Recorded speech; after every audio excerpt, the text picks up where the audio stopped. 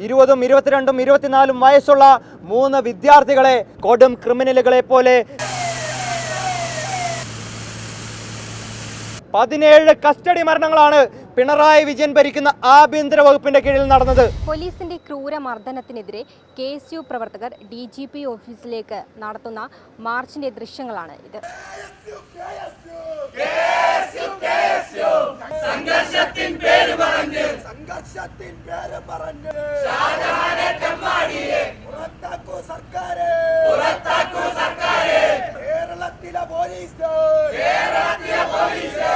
മനസ്സലിവുള്ളവരെ സംബന്ധിച്ചിടത്തോളം, കണ്ണുനീരുള്ളവരെ സംബന്ധിച്ചിടത്തോളം ഏറെ വേദനിപ്പിക്കുന്ന ഒരു രംഗമായിരുന്നു കഴിഞ്ഞ ദിവസം വടക്കാഞ്ചേരിയിൽ KSUവിൻ്റെ 3 സഹപ്രവർത്തകർ, ഗണേശ് ആറ്റൂർ ഉൾപ്പെടെയുള്ള 3 സഹപ്രവർത്തകർ, അതിനപ്പുറം വിദ്യാർത്ഥികളായ 20, 22, 24 വയസ്സുള്ള 3 വിദ്യാർത്ഥികളെ ഹാൻഡ് കഫ് അണിയിച്ചുകൊണ്ട്, മുഖം മൂടി ധരിപ്പിച്ചുകൊണ്ട്, കൊടും കുറ്റവാളികളെ പോലെ, തീവ്രവാദികളെ പോലെ, വലിയ രീതിയിലേക്കുള്ള ബലാത്സംഗം ഉൾപ്പെടെയുള്ള കുറ്റങ്ങൾ ചെയ്ത ആളുകളെ പോലെ, കൊടും ക്രിമിനലുകളെ പോലെ കോടതിയിലേക്ക് കൊണ്ടുവന്ന രംഗം നമ്മളെല്ലാവരെയും കരളലിയിപ്പിച്ച ഒരു രംഗമാണ്. കേരളത്തിൻ്റെ പോലീസ് സംവിധാനം കഴിഞ്ഞ 9 വർഷക്കാലമായി ആഭ്യന്തര വകുപ്പ് കൈയാളുന്ന പിണറായി വിജയൻ ഒരു പരാജയമാണ് എന്ന് ഓരോ ദിവസം കഴിയുന്തോറും കേരളത്തിൻ്റെ പൊതുസമൂഹം മനസ്സിലാക്കിക്കൊണ്ട് മുന്നോട്ട് പോവുകയാണ്. സംസ്ഥാനത്തിൻ്റെ ചരിത്രത്തിൽ 17 കസ്റ്റഡി മരണങ്ങളാണ് പിണറായി വിജയൻ ഭരിക്കുന്ന ആഭ്യന്തര വകുപ്പിന്റെ കീഴിൽ നടന്നത്. 17 എന്ന് പറയുന്നത് ഒരു ചെറിയ സംഖ്യയല്ല. കേരളം പോലെ ഒരു ചെറിയ സംസ്ഥാനത്ത് 17 കസ്റ്റഡി മരണങ്ങൾ പിണറായി വിജയന്റെ ഭരണകാലത്ത്.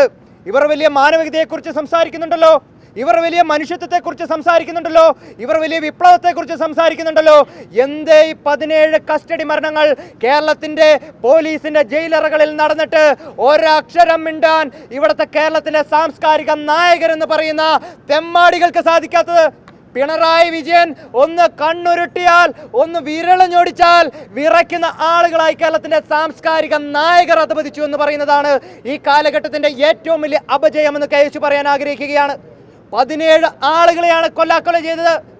അത് കോൺഗ്രസ്സുകാരെ മാത്രമല്ല, മുസ്ലിം ലീഗുകാരെ മാത്രമല്ല, UDFകാരെ മാത്രമല്ല, കേരള കോൺഗ്രസ്സുകാരെ മാത്രമല്ല, സാധാരണക്കാരായിട്ടുള്ള ജനങ്ങളും അതിനപ്പുറം CPMകാരായിട്ടുള്ള ആളുകളെ പോലും അങ്ങ് പത്തനംതിട്ടയിൽ ഒരു DYFI പ്രവർത്തകനെ അങ്ങ് കസ്റ്റഡിയിലിട്ട് കൊല ചെയ്തത്, കൈകാര്യം ചെയ്തതെല്ലാം നമ്മൾ കണ്ടതാണ്. എവിടെയാണ് ഈ നാട്ടിലെ യുവജന പ്രസ്ഥാനം എന്ന് പറയുന്ന DYFI? എവിടെയാണ് വിദ്യാർത്ഥി സംഘടന എന്ന് പറയുന്ന SFI?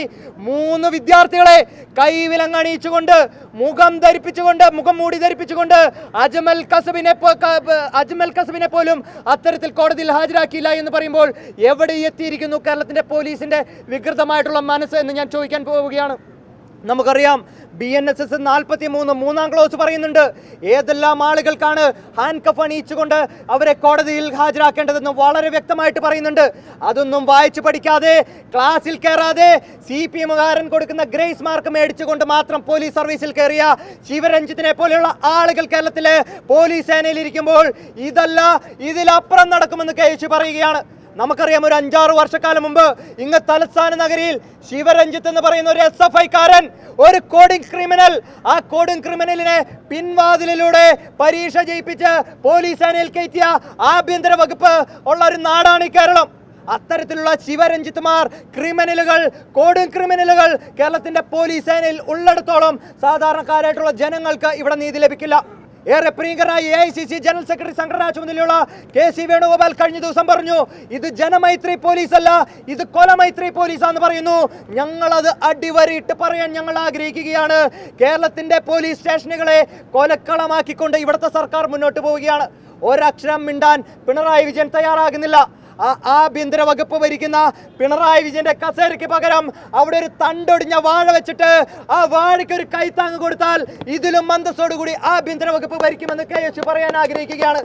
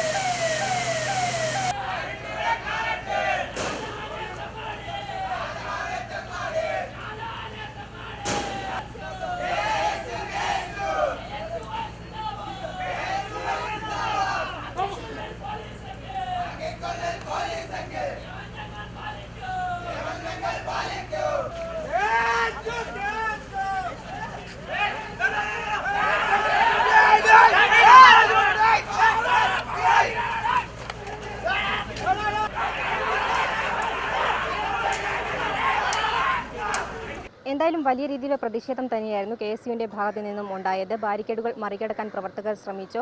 ആ സമയത്ത് ഈ പോലീസ് ജലപീരങ്കി പ്രയോഗിച്ചു. പോലീസുമായി സഹപ്രവർത്തകർ ഉന്തും തള്ളുമുണ്ടായി. അതിനെ തുടർന്ന് ഈ KSUവിൻ്റെ സംസ്ഥാന പ്രസിഡന്റിനെ അറസ്റ്റ് ചെയ്ത് നീക്കി. അതിനെ തുടർന്നായിരുന്നു ഈ ഒരു സമരം അവസാനിപ്പിച്ച് അവർ പിരിഞ്ഞു പോയത്. ക്യാമറമാൻ അനിൽകുമാറിനൊപ്പം അനശ്വര, വിസ്മാനസ്, തിരുവനന്തപുരം.